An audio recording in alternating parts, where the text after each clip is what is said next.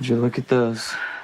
Halo semuanya, kembali lagi bersama saya di channel JS1. Nah, di video kali ini kita akan membahas sebuah film yang berjudul Get Away yang pernah dirilis pada tahun 2020. Film dibuka dengan adegan mengerikan yang dimana terdapat orang misterius yang menyeret tubuh wanita yang sudah disekap olehnya. Dan ternyata itu semua hanyalah mimpi buruknya Tamara, yaitu seorang gadis cantik yang baru saja terbangun dari tidurnya. Tamara memulai aktivitas dengan berendam di sela-sela acara mandi sebelum menjalankan aktivitasnya. Kemudian pada saat Tamara akan pergi, tiba-tiba datanglah Jerry yang membuat Tamara kaget. Kedatangannya Jerry bermaksud untuk mengkonfirmasi mengenai ajakan kencan keduanya. Tapi sepertinya Tamara memiliki acara lain bersama dengan kedua teman perempuannya. Tamara pun kemudian meninggalkan Jerry setelah Jerry memberikan kopi untuknya. You're in a hurry today, huh? Yeah, I'm going on a girls' trip. I'm in love. Di tengah perjalanan, Tamara menghubungi temannya yaitu Maddie dan Brock untuk memberitahukan bahwa dirinya kini dalam perjalanan menuju danau. Tidak lama kemudian, mobil yang dikendarai oleh Tamara mogok karena kehabisan bensin. Dengan terpaksa, Tamara harus meminggirkan mobilnya terlebih dahulu. Kemudian entah beruntung atau sial, Tamara ditolong oleh pria asing yang memarkirkan mobilnya tepat di belakang mobilnya Tamara. Mau tidak mau, Tamara menerima bantuan pria asing tersebut. I actually ran out of gas. For a pretty face like that, I'd say yeah, I do. 69? I'm sorry? Lalu untuk berjaga-jaga, Tamara berpura-pura menelpon Brock dan memberitahukan nama pria asing tersebut, yaitu Mauve. Kebetulan Mauve tidak sendirian, dia bersama dengan adik laki-lakinya yang bernama Kip. Kip sendiri tiba-tiba sudah berada di pinggir mobilnya Tamara dan terlihat fokus memperhatikan gerak-geriknya Tamara. Tamara yang terkejut berusaha untuk menetralkan diri yang terlihat canggung bercampur takut dan gelisah. Tanpa Tamara sadari, dirinya memberitahukan kemana dia pergi kepada Mauve dan Kip. Setelah itu Tamara pun melanjutkan perjalanan dan pergi meninggalkan kedua adik kakak tersebut. Singkat cerita, Tamara sudah sampai di danau tempat di mana dirinya akan bersenang-senang bersama dengan kedua temannya itu. That took you long enough. I know. Berbalut bikini seksi yang menjadi pilihan outfit untuk bermain di danau semakin menambah daya tarik para gadis tersebut. Pasalnya, Brock bisa membuat kedua pria yang sedang bermain di danau tertarik kepadanya dan memberikan Brock sebuah whisky. Setelah caper dan mendapatkan whiskinya, Brock dan kedua temannya pun pergi dari danau. Singkatnya, malam pun tiba. Pada saat mereka tengah bersiap-siap, terdengar suara gaduh dari luar rumah yang membuat ketiga wanita ini ketakutan. Lampu pun sengaja mereka matikan agar lebih mudah memeriksa kondisi di luar rumah.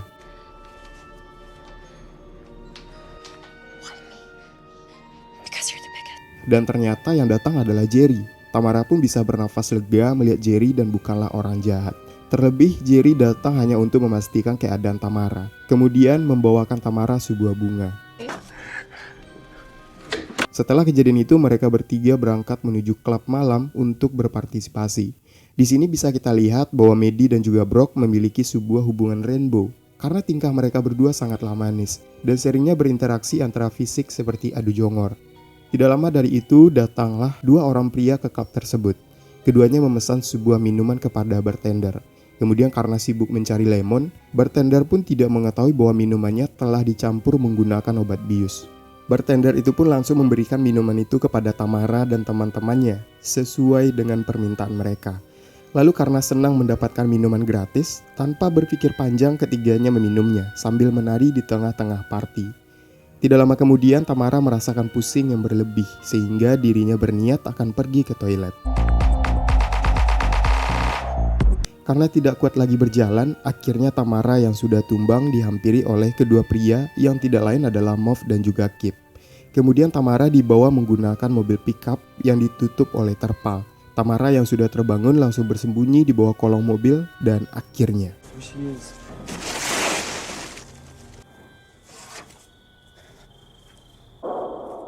Hey darling. usahanya untuk bersembunyi akhirnya diketahui oleh Kip yang langsung menyeretnya keluar dari kolong mobil. Tidak menyerah begitu saja, Tamara melakukan perlawanan dan terus berlari. Tapi sayangnya usahanya sia-sia, yang akhirnya tertangkap juga.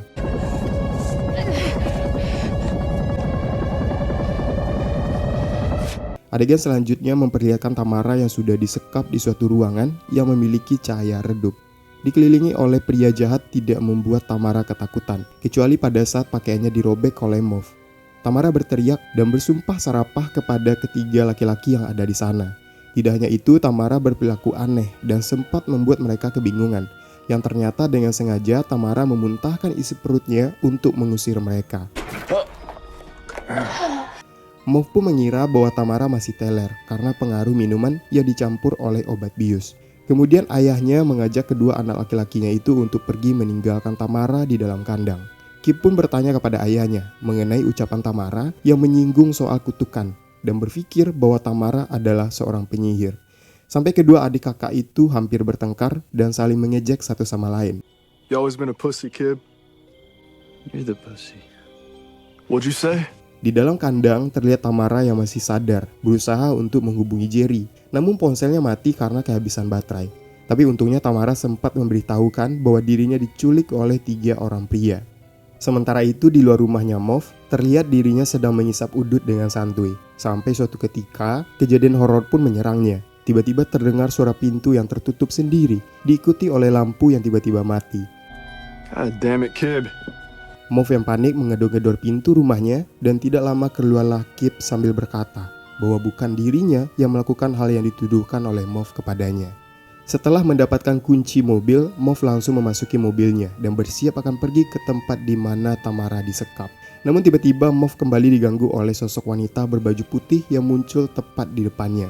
Mauve yang terkejut langsung menancapkan gas mobil untuk menabrak sosok wanita berbaju putih. Tapi wanita itu hilang begitu saja.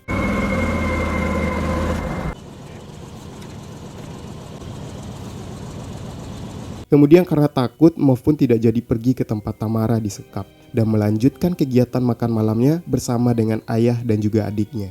Setelah makan malam, Mauve dan juga Kip terlihat fokus menonton TV. Sementara ayahnya mereka fokus sendirian di kamar dengan aktivitas museumnya. Ya, ayahnya ini museum dengan suatu rambut perempuan yang diduga adalah rambut dari para korban sebelumnya. Ayahnya melakukan hal museum ini tepat di depan patung salib, tapi kegiatannya terganggu karena suara pintu yang tiba-tiba terbuka. Merasa kesal dan marah, ayahnya menghampiri kedua anaknya yang sedang fokus menonton TV dan memperingatkan mereka untuk tidak melakukan hal itu kembali. Don't let it happen again. Di dalamnya terdengar suara teriakan ayahnya dari dalam kamar. Sontak hal itu membuat Kip dan juga Mauve menghampirinya. Tulang berulang berserakan di atas kasur. Itulah pemandangan yang terlihat oleh mereka. Tanpa pikir panjang, mereka langsung menghampiri Tamara di dalam kandang guna memeriksa tali pengikatnya dan menuduhnya sebagai penyihir. Tamara yang kebingungan pun hanya bisa tersenyum sinis karena pipinya ditampar oleh pria itu. Don't lie to me. Sementara itu, Kip membersihkan tulang berulang yang berserakan di atas kasur kamar ayahnya. Di saat bersamaan terdengar suara perempuan yang tertawa. Ayah dan anak itu pun langsung mencari tahu ke arah sumber suara. Tapi mereka tidak dapat menemukan siapapun di sana.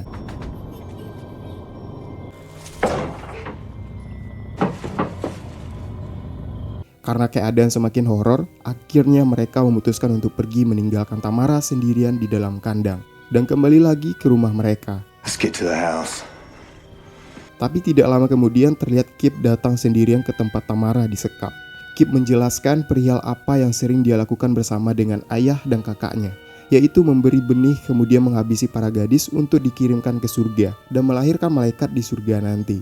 Tamara pun mengerti dan berusaha untuk menjelaskan mengenai dirinya yang hanyalah manusia biasa dan bukan penyihir.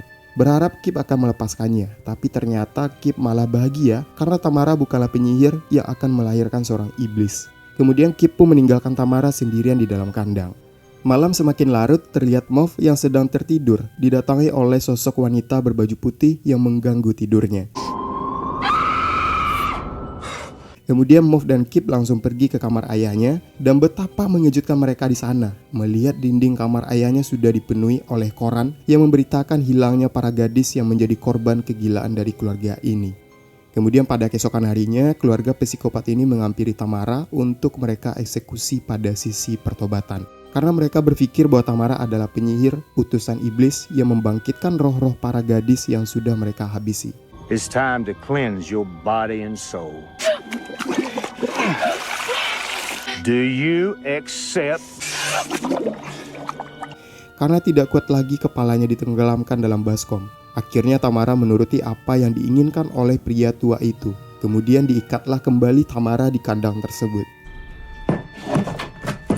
Tidak lama dari itu, Kip terlihat melintasi kandang tempat Tamara disekap.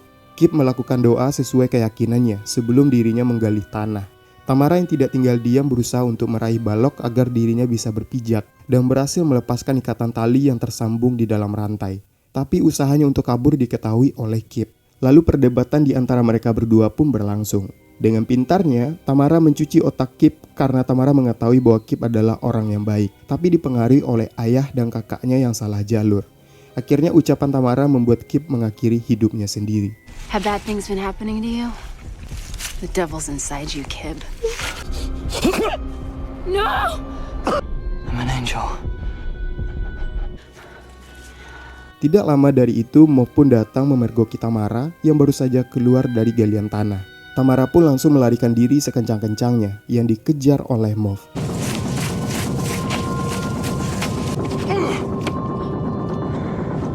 Melihat ada batu besar yang tinggi, Tamara berinisiatif untuk menaiki batu itu dan mengendap-ngendap dari atas batu untuk menikam Moff. Pertarungan di antara keduanya pun berlangsung tidak begitu lama karena dengan mudahnya Moff bisa ditaklukkan oleh Tamara.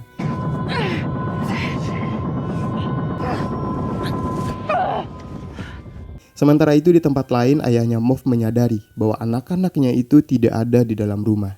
Dan dengan sigap dirinya langsung mencari keberadaan kedua anaknya itu keluar rumah. Lalu betapa terkejutnya dia menemukan Kip yang sudah terkapar di dalam lubang kubur yang sudah digali oleh Kip sendiri. Tidak lama kemudian terdengar suara tangisan dari arah hutan, yang ternyata mereka adalah Maddie dan Brock yang sengaja memancing ayahnya Moff untuk pergi ke arah mereka.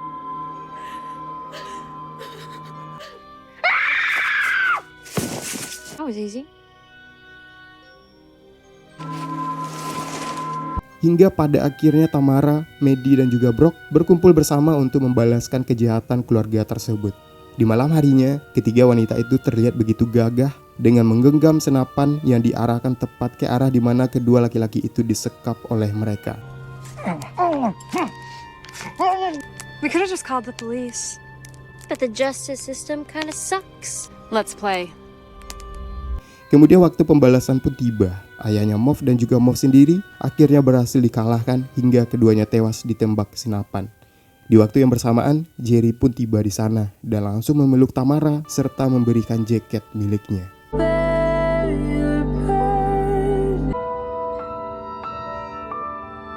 Nah, seperti itulah lalu cerita dari film Get Away. So, coba tuliskan di kolom komentar bagaimana menurut kalian tentang pembahasan kali ini. Dan jika kalian suka, jangan lupa berikan like-nya. Saya Yudi Setiawan, thank you for watching video, and until next time.